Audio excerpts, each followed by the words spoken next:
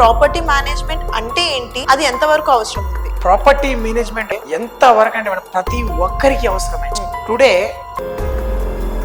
మన ప్రాపర్టీని regular visit చేయడం, ఒక పర్సన్ రెగ్యులర్ గా వస్తున్నారు అని అంటే మనమే సేఫ్ సైడ్ ఉన్నట్టు. ల్యాండ్స్ పక్కకి వెళ్ళిపోవడం, కబ్జాలు చేయడం, ఈ గొడవలన్నీ ఇంక్లూడ్ అవ్వడం. ఇవాళ రేపట్లో ఒక చిన్న లిటిగేషన్ స్టార్ట్ అయితే దాన్ని సొల్యూషన్స్ తీసుకొచ్చి క్లియర్ చేయడానికి ఒక మనిషికి జీవిత కాలం సరిపోవట్లేదు. సో ఈ ప్రాపర్టీ మేనేజ్మెంట్, చాలా మంది ప్రాపర్టీ మేనేజ్మెంట్ చేయించుకోరు. సో దాని వల్ల జరిగే నష్టాలు ఏంటి? ప్రాపర్టీ మేనేజ్మెంట్ లేకపోతే అబ్రాడ్ లో ప్రాపర్టీ మేనేజ్మెంట్ చాలా అడ్వాన్స్డ్ స్టేట్ లో ఉన్నారు. పాపులర్ కంట్రీస్ లో అసలు ఎలాంటి ప్రాసెస్ నడుస్తుంది అక్కడ? Same geo tagging. సో ఈ ఏఐ ఏదైతే వచ్చిందో అది అన్ని కేటగిరీస్ లోనూ దాన్ని యూజ్ చేస్తున్నారు. మరి అది ఈ ప్రాపర్టీ మేనేజ్మెంట్ కి వచ్చేసరికి ఏఐ యొక్క పాత్ర ఎలా ఉంటుంది? AI artificial intelligence. Artificial intelligence అంటేనే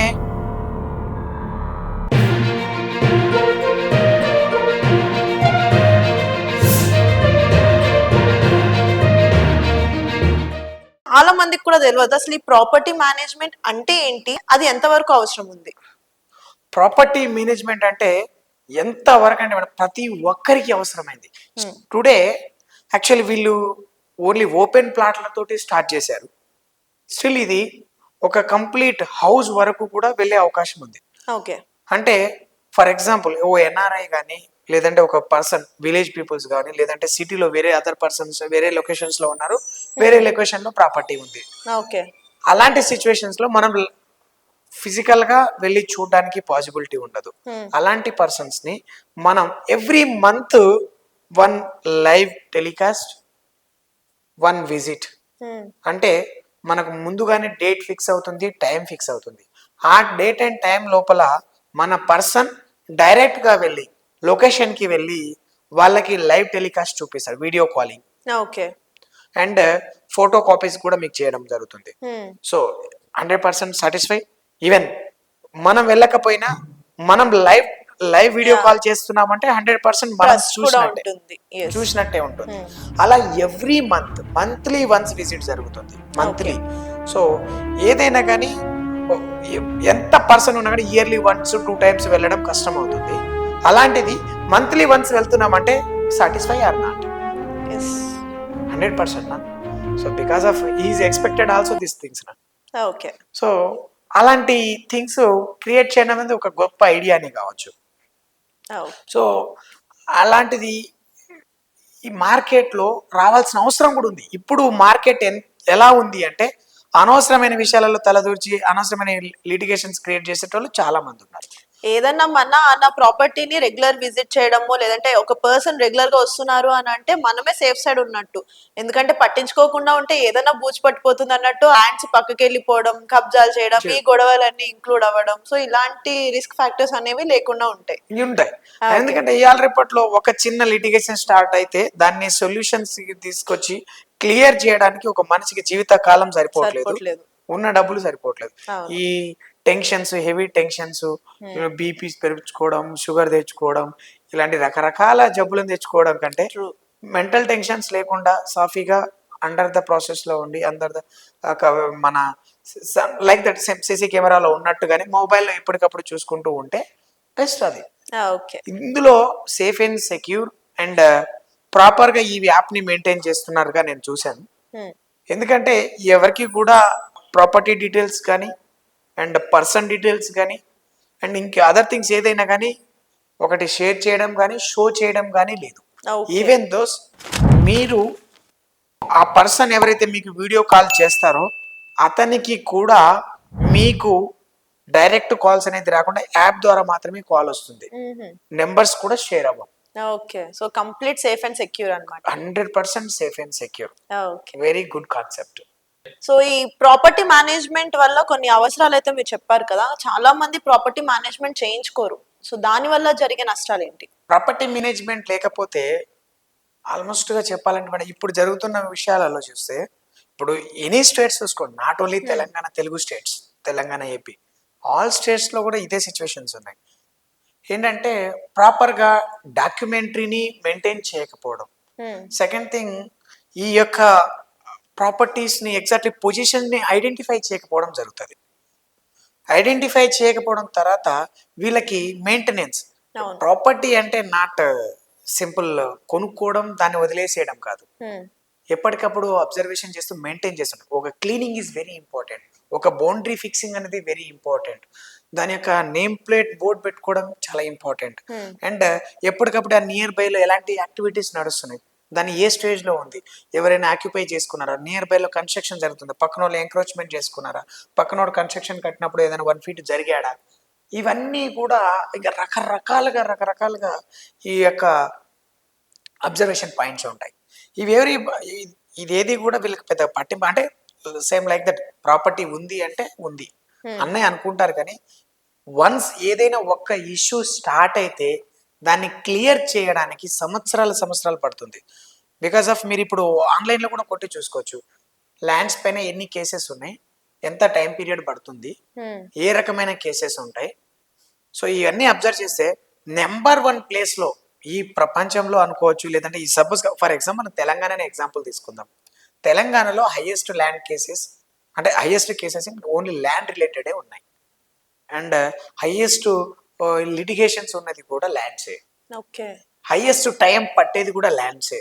అండ్ హైయెస్ట్ ఇన్వెస్ట్మెంట్, ఎక్కువ ఎక్స్పెండిచర్ ఖర్చు అయ్యేది ల్యాండ్స్ పైనే, ఎక్కువ స్ట్రెస్ వచ్చేది ల్యాండ్స్ పైనే, ఎక్కువగా ఫ్యామిలీ రిలేటెడ్ ప్రాబ్లమ్స్ వచ్చేది ల్యాండ్స్ పైనే. ఇలా చూసుకుంటూ పోతే 100లో 50 ప్రాబ్లమ్స్ ల్యాండ్ని ఆక్యుపై చేసుకుంది. సో అంటే ఈ ప్రాబ్లమ్స్ అన్నిటికీ సొల్యూషన్ కావాలంటే ఒక మెథడ్ కావాలి, ఒక మంచి ఫార్ములా, ఒక మంచి మెథడ్, ఒక మంచి కంపెనీ, ఒక మంచి సిస్టమ్, ఒక మంచి ఆలోచన, ఇవన్నిటిని కలుపుకుంటూ ఒక మంచి క్రియేటివిటీ ఉన్న ఒక సిస్టమ్ కావాలి. ఓకే. సో ఆ సిస్టమ్కి ద భువి రియల్ టెక్ అనేది ఒక మంచి ఎగ్జాంపుల్ అని అనుకుంటున్నాను. ఓకే. సో ఈ ప్రాపర్టీ మేనేజ్మెంట్ ద్వారా ఈ భువి రియల్ టెక్ వాళ్ళు ప్రొవైడ్ చేస్తున్న సర్వీసెస్ ఏంటి? భువి రియల్ టెక్ ఎలాంటి సర్వీసెస్ ఇస్తుందంటే, ఫస్ట్ ఆఫ్ ఆల్ మీకు డాక్యుమెంటరీ వెరిఫికేషన్ చేస్తుంది. ఓకే. అండ్ డాక్యుమెంటరీ వెరిఫికేషన్తో పాటు ఏమైనా బ్యాలెన్స్ డాక్యుమెంట్స్ ఏమైనా ఉంటే ఫుల్ఫిల్ చేస్తుంది. ఓకే. డాక్యుమెంట్ ఫుల్ఫిల్ చేస్తూ మీకు ఈసీ ఎన్కంబ్రెన్స్ సర్టిఫికేట్ అనేది ఎప్పటికెప్పుడు అప్డేట్ ఇస్తుంది, మంత్లీ వన్స్ అప్డేట్ ఇస్తుంది. బై ఛాన్స్ మనం ప్రాపర్టీని చూస్తున్నాం, డాక్యుమెంటరీలో ఏమైనా ప్రాబ్లం జరిగిందా అంటే బై ఛాన్స్ మీకు ఎవరికైనా తెలియకుండానో ఇంకేదైనా ఫ్రాడ్ జరిగో అండ్ డబల్ రిజిస్ట్రేషన్స్ ఏమైనా అయినాయా, ఇలాంటి వాటిని ఎప్పటికప్పుడు అబ్జర్వేషన్ చేయడం కోసం ఎప్పటికప్పుడు మీకు అప్డేట్ ఇస్తుంటుంది. అది కంపల్సరీ. చాలా మందికి ఈసీ ఇప్పటికీ తీసుకోవడం రాదు. ఈసీ కోసం ఎక్కడికో వెళ్తుంటారు, తిరుగుతుంటారు, తెలియదు, సిస్టమ్ తెలియదు. ఈ సిస్టమ్ ని అవేర్నెస్ చేస్తుంది. ఎప్పటికప్పుడు మీకు అప్డేట్ ఇస్తుంటే ఓహో స్టిల్ ఐఎమ్ ఇన్ దేర్, నా పొజిషన్ లో నేనే ఉన్నా, పొజిషన్ నాకు ఆటోమేటిక్లీ నాకు భువి రియల్ టెక్ ఇక్కడ అబ్జర్వ్ చేస్తుంది. నాకు ఎప్పటికప్పుడు ఫొటోస్ వస్తున్నాయి, వీడియోస్ వస్తున్నాయి, అండ్ నేను వాచ్ చేసుకుంటున్నాను, అండ్ నేను లైవ్ అంతా యాప్ లో చూసుకుంటున్నాను, and at the same time documentary కూడా వెరిఫికేషన్ చేసుకుంటున్నాను. ఈసీలో స్టిల్ నేనే ఉన్నాను. అండ్ మార్కెట్ వాల్యూ, అక్కడ మార్కెట్ ఎలా నడుస్తుంది, ఏం వాల్యూ నడుస్తుంది, నియర్ బైలో ఎలాంటి యాక్టివిటీస్ నడుస్తున్నాయి, కన్స్ట్రక్షన్ ఏం జరిగింది, నియర్ బైలో రోడ్స్ వేస్ ఎక్కడి నుంచి ఉన్నాయి, ఇవన్నీ కూడా అప్డేట్స్ వస్తుంటాయి. ఓకే. అండ్ మనతో పాటు చుట్టుపక్కల కూడా ఎంతమంది ఇలాంటి యాప్స్ ని యూజ్ చేస్తున్నారంటే హీట్ మ్యాప్ అనేది కనిపిస్తుంది. ఆ హీట్ మ్యాప్ ని కూడా అబ్జర్వ్ చేయొచ్చు, ఎంతమంది ఈ సర్వీస్ ని తీసుకుంటున్నారు, ఎంతమందిలో ఈ అవేర్నెస్ ఉంది. అంటే వన్ థింగ్ మేడం, మీరు గమనించాల్సింది ఏంటంటే మనతో పాటు పక్కనోడు కూడా తీసుకుంటున్నాడు అంటే అతను కూడా జాగ్రత్త తీసుకుంటున్నాడని అర్థం. అవును. అంటే నా ఉద్దేశంలో నాకు పోవాలనేది లేదు, నేను ఎవరిది ఎంక్రోచ్మెంట్ చేయాలి, వేరే విషయం వేరే వాళ్ళ మీదకి వెళ్ళాలి, వేరే వాళ్ళ ల్యాండ్స్ కావాలనేది నాకు అంటే ఫర్ యాజ్ ఏ నేను క్లయింట్ అంటే నాకు లేదు. నేను సేఫ్గా ఇలా ఉండాలని నాది నేను తీసుకున్నప్పుడు వేరే వాడు కూడా తీసుకుంటే సో ఆయన కూడా సేఫ్ జోన్లో ఉన్నాడు అంటే ఒక హ్యూమన్ బీయింగ్ ఒక మంచి కాన్సెప్ట్ తోటి వెళ్తే ఎవరిది వాళ్ళకుంటే చాలు, వేరే వాళ్ళది వద్దు అనేది ఒక చిన్న ఎగ్జాంపుల్ని కూడా క్రియేట్ చేస్తుంది. Okay. So coming to property management, ఇంతకు ముందు రోజులో చూసుకున్నట్లయితే రియల్ ఎస్టేట్ ఏజెంట్స్ చేసేవారు ఈ వర్క్. సో ఇప్పుడు ఈ భువి రియల్ టెక్ కంపెనీలో రియల్ ఎస్టేట్ ఏజెంట్స్ కూడా వచ్చి వర్క్ చేసే ఛాన్సెస్ ఏమైనా ఉన్నాయా? కాన్సెప్ట్ ఎలా ఉందంటే రియల్ ఎస్టేట్ ఏజెంట్స్ అనేది ఓన్లీ ఫర్ ద రిఫరల్ కోసం మాత్రమే ఉన్నారు. ఓకే. రిఫరల్స్ అంటే ఫర్ ఎగ్జాంపుల్ అందరికి ఎర్నింగ్ చేసుకునేదానికి ఒక అవకాశం అనుకోవచ్చు. ఇప్పుడు రియల్ ఎస్టేట్ ఏజెంట్స్ దీంట్లో వర్క్ చేస్తే వాళ్ళు ఏదైనా ప్రాపర్టీ చెప్పి ఇది పెట్టుకోండి సార్, బాగుంటుంది సార్, మీకు సేఫ్ అండ్ సెక్యూర్ ఉంటుంది సార్ అని చెప్పడానికే ఉంటుంది, కానీ వాళ్ళకి ఎలాంటి రైట్స్ ఉండవు. ఓకే. ఏ ప్రాపర్టీ డాక్యుమెంట్స్ కూడా వాళ్ళకి వెళ్ళవు, ఎలాంటి డాక్యుమెంట్ని కూడా వాళ్ళు చూడలేరు.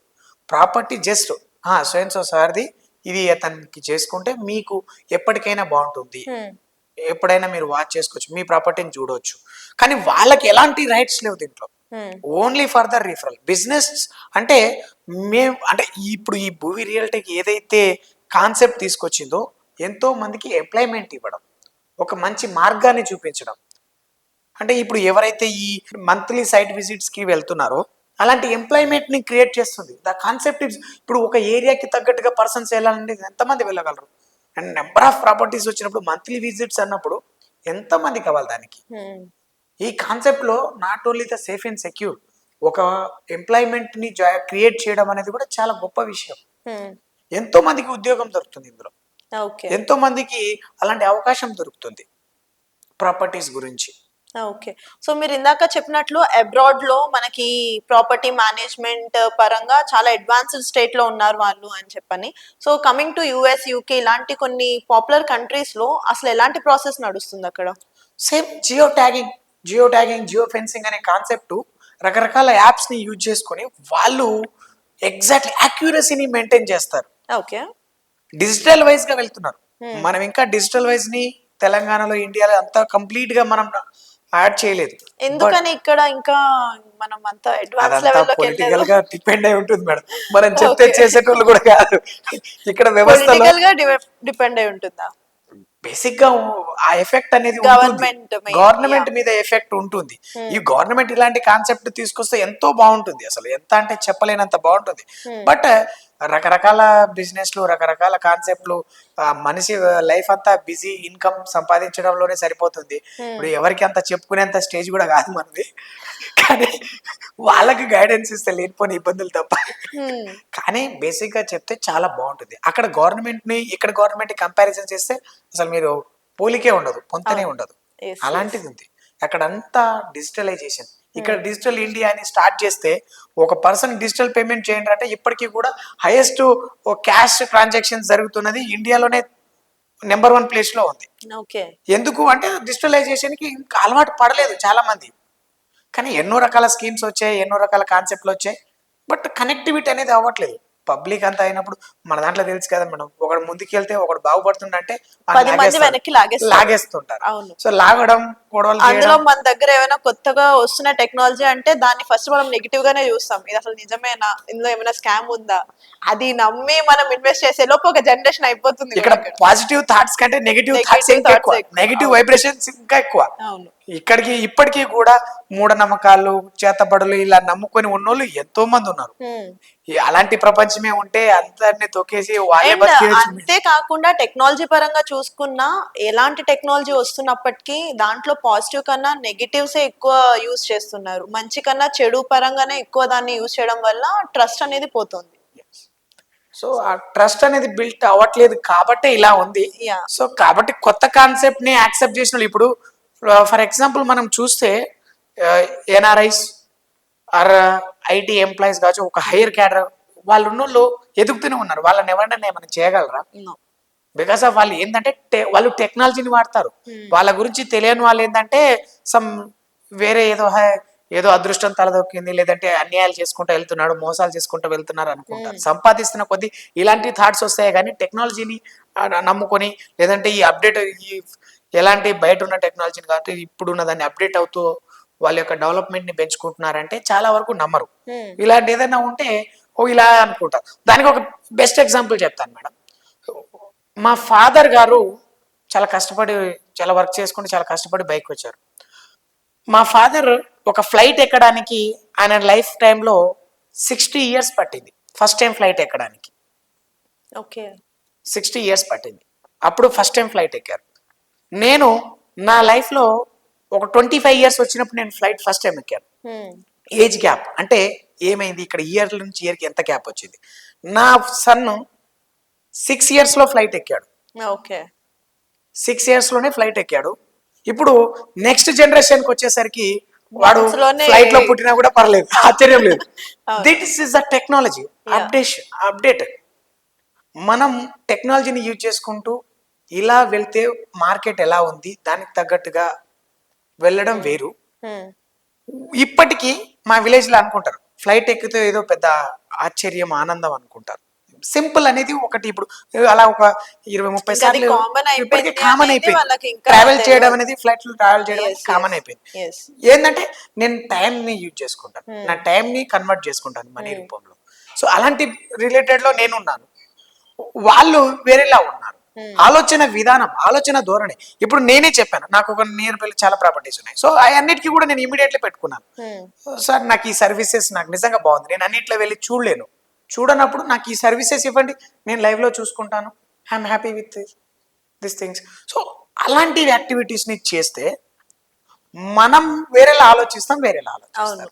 సో ఇది మార్కెట్ లో ఎలా పోతుంది, మార్కెట్ లో ఎలా దూసుకుపోతుంది అనే దాని మీద ఆధారపడి ఉంటుందే కానీ ఈ పర్సన్స్ వెనక్కి లాగేటోళ్ళ మీద కాదు. సో కమింగ్ టు రియాలిటీ, పెద్ద పెద్ద రియల్ ఎస్టేట్ కంపెనీస్ కానీ కన్స్ట్రక్షన్ కంపెనీస్ కానీ ప్రాపర్టీ మేనేజ్మెంట్ అనేది చేయడం లేదు, ఎందుకని? చేయడం లేదు అంటే కరెక్ట్ కాదు, చేస్తున్నారు. ఎవరైతే చేస్తున్నారో వాళ్ళే చేస్తున్నారు. మిగతా వాళ్ళంతా ఈ బిజీ షెడ్యూల్స్ కావచ్చు, మేనేజ్మెంట్ లో సరైన అవగాహన లేని పర్సన్స్ ని పెట్టుకోవడం వల్ల కావచ్చు, లేదంటే దానిపైన సరైన టైం ప్లస్ ఇన్వెస్ట్మెంట్. ఏదైనా ఒక ఇన్వెస్ట్మెంట్ మేడం. ఓకే. సింపుల్ గా చెప్పాలంటే without money without any work.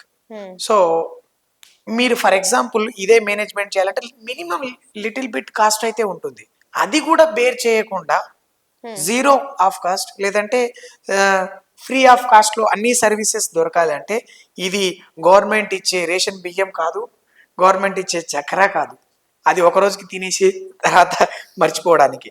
ఈ సర్వీసెస్ అనేది ఎవరికి వారి డెవలప్మెంట్ ని అంటే ఇక రాజకీయ పరంగా వెళ్తుంది, కానీ చెప్పుకోవాలని అనుకుంటే ఈ అన్నిటి పబ్లిక్ లో ఎవరికి వాళ్ళకి అవేర్నెస్ ఉండాలి, ఎవరికి వాళ్ళకి ఓన్ డిసిజన్ మేకింగ్ ఉండాలి, ఎవరికి వాళ్ళకి ఓన్ డిసిజన్ తో పాటు ఓన్ మేనేజ్మెంట్ స్కిల్స్ ఉండాలి.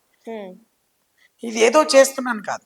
సో ఈ కంపెనీస్ ఏమైతుంటే వాళ్ళ యొక్క బిజీ షెడ్యూల్ ని, బిజీ లైఫ్ టైం ని, ఈ లైఫ్ షెడ్యూల్స్ ని చూసి వాళ్ళకి తగ్గట్టుగా తయారైంది. ఎవరు పట్టించుకోరు, యూనియన్ లేదు, రియల్గా ఇప్పుడు వెళ్ళి ఫేస్ చేయలేరు, రియల్ టైంలో వెళ్ళి పొజిషన్కి వెళ్ళి అంటే మన ఎంక్వైరీలు చేయలేరు.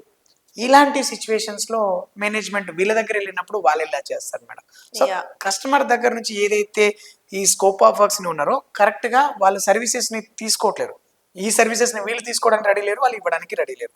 దానివల్ల కొంచెం మేనేజ్మెంట్ అనేది డిస్టర్బ్ అవుతుంది. అప్పట్లో జెన్యూనిటీ ఉండేది, టైం వాల్యూ అంటే టైం కంటే కూడా ప్రాపర్ మాన్యువల్ అంటే హ్యూమన్ బీయింగ్ కి రెస్పెక్ట్ అనేది బాగుంటుండే. ఇప్పుడు అంతగా లేదు. ఎవరైనా సరే ఎవడైతే నాకేంటి అన్న కాన్సెప్ట్ ఒకటి ఉంది, ఎంత పెద్దోడైనా వాడి లైఫ్ వాడితే నా లైఫ్ లాతుంది. సో రెస్పెక్ట్ ఇవన్నీ కూడా చాలా వరకు తగ్గిపోయింది మేడం.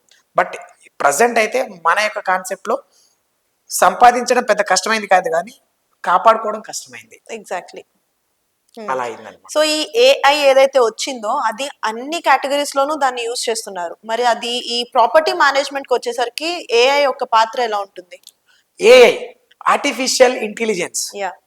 ఆర్టిఫిషియల్ ఇంటెలిజెన్స్ అంటేనే ఒక నిజానికి కాకుండా తయారైనది, ఆర్టిఫిషియల్ గా ఇంటెలిజెన్స్ తయారు. సో జనాలకి అదే కావాలి. నిజానికి ఇప్పుడు లేని దాన్ని సృష్టించడం లేదా ఉన్నదాన్ని ఇంకొంచెం ఫుల్ గా అప్డేట్ ఇవ్వడం, కంప్లీట్ గా దాని యొక్క టెక్నాలజీని ఇప్పుడు తప్పనిసరి అయిపోయింది. అది మనం దాని గురించి చెప్పుకోవాలంటే ఇప్పుడు ఉన్న ఏ సిస్టమ్ అయినా కానీ వితౌట్ ఏఐ లేనే లేదు. చాలా మంది అనుకుంటే దాని గురించి నెగటివ్ లో వెళ్తున్నారు. నెగటివ్ కాదు, ఒక పాజిటివ్ థింక్ లో వెళ్తే అది చాలా బాగుంటుంది. నెగిటివ్ అంటే రీసెంట్లీగా మనం రష్మిక మందన్న గారి ఒక ఫోటో నుంచి ఏ అనేది బాగా టచ్ అయింది, మీకు తెలుసో లేదు. చాలా మందికి అప్పటివరకు ఏ అంటే ఏంది తెలియదు. ఆర్టిఫిషియల్ గా వీళ్ళు ఏదైనా క్రియేట్ చేసి పోస్టర్ ని ఎడిట్ చేసుకోవచ్చు, ఒక పర్సన్ ని లేని పర్సన్ ని కూడా క్రియేట్ చేయొచ్చు అనేది ఏలో అది నెగటివిటీ. ద పాజిటివిటీ ఏంటంటే ఉన్నదాన్ని ఎక్కడో ఉన్నదాన్ని ఇక్కడ చూపించడం, మీకు లైవ్ లో చూపించడం, ఎంతో దూరంలో పోవాల్సిన దాన్ని చాలా దగ్గరగా వెళ్ళినట్టుగా క్రియేట్ చేయడం, దాని ఒక imagination. Simple like that. Rajamouli cinemas అన్ని కూడా ఏఐ తోటి క్రియేట్ అయినాయి. అంటే ఏఐ టెక్నాలజీని ఆయన దాంట్లో చూడొచ్చు. అవన్నీ నిజాలా అంటే నిజాలు కావు, కానీ ఊహలతోటి బతికేయచ్చు, మనం కనే కళలు ఏఐలో చూడొచ్చు. మ్మ్. చాలా మంది కళలు కంటుంటారు కదా, ఎక్కడికో వెళ్ళిపోవడం, ఎక్కడికో రావడం, తీయడం, ఇలాంటివి ఇక్కడ చేయొచ్చు. ఆర్టిఫిషియల్ ఇంటెలిజెన్స్ లో చేయొచ్చు. మ్మ్. ఇక్కడ రియల్ గా వితౌట్ ఏఐ ద్వారా చేయలేము. ఓకే.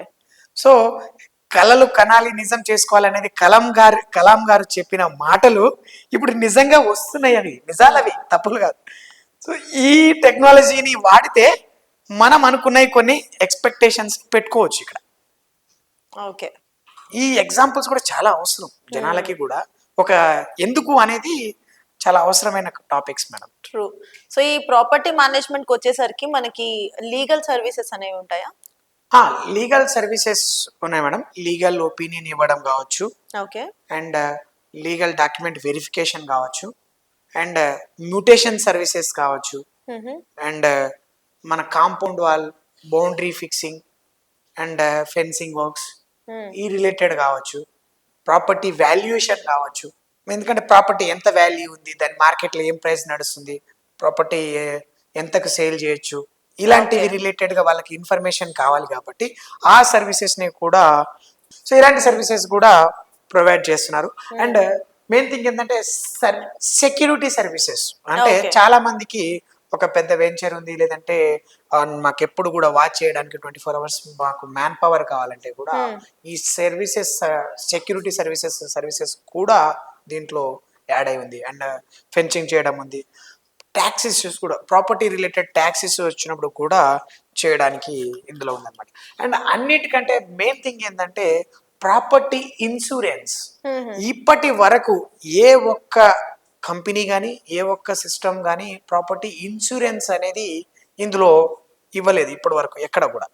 కానీ ఈ భూవి రియల్ టెక్ అనేది ఒక కొత్త కాన్సెప్ట్ ని తీసుకొచ్చింది, ప్రాపర్టీ ఇన్సూరెన్స్.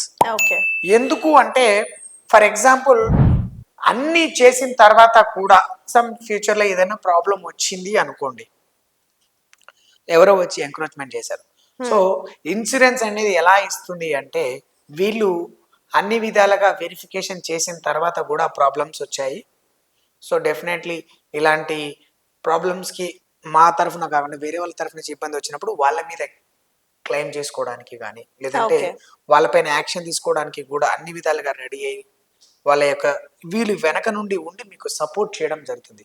అయినా కూడా అలాంటి సందర్భాల్లో కానప్పుడు కొంత పేమెంట్ ని మమ్మల్ని నమ్ముకొని మా దగ్గరికి వచ్చారు కాబట్టి, సో మార్కెట్ వాల్యూని బట్టి ఒక అండర్స్టాండింగ్ వచ్చి ఇంత ఇన్సూరెన్స్ అనేది కూడా ఇవ్వడం జరుగుతుంది. సో ఈ కొత్త కాన్సెప్ట్ తీసుకురావడానికి చాలా హైలైట్ అనమాట. ఎందుకంటే ఇప్పటి వరకు లేదు, ఎవరికైనా నమ్మకం కూడా. ఇప్పటి వరకు చాలా మందికి ఈ ప్రాపర్టీ మీద ఇలా ఇస్తారని తెలియదు, నమ్మకం కూడా చాలా మందికి లేదు. కానీ ఎందుకు అంటే ఇప్పుడు సమ్ బ్యాక్ డేటెడ్ ఎవరో ఫాదర్ తీసుకొని ఉంటారు, వాళ్ళకి తెలియదు, చాలా రోజులు అయిపోయింది, ఆ ప్రాపర్టీని ఎవరు చూడట్లేదు, వీళ్ళ అండర్లో కూడా లేదు. సో అలాంటి వాటిని వీళ్ళు వెళ్ళి చేస్తే మీకు దగ్గరుండి భూమి రియల్ టెక్ ఆ ప్రాపర్టీని హ్యాండ్ ఓవర్ చేయడానికి చేస్తుంది. హ్యాండ్ ఓవర్ చేయలేని సమక్షంలో ఇన్సూరెన్స్ అనేది ఇస్తుంది. సో ప్రాపర్టీ మేనేజ్మెంట్ కి సంబంధించి ఈ భూమి రియల్ టెక్ కంపెనీ వాళ్ళ దగ్గర ఎవరెవరు ఈ సర్వీసెస్ తీసుకోవచ్చు?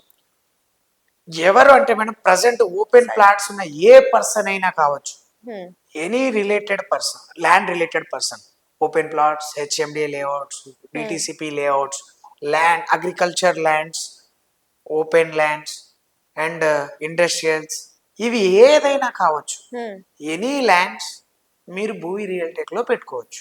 ఓకే.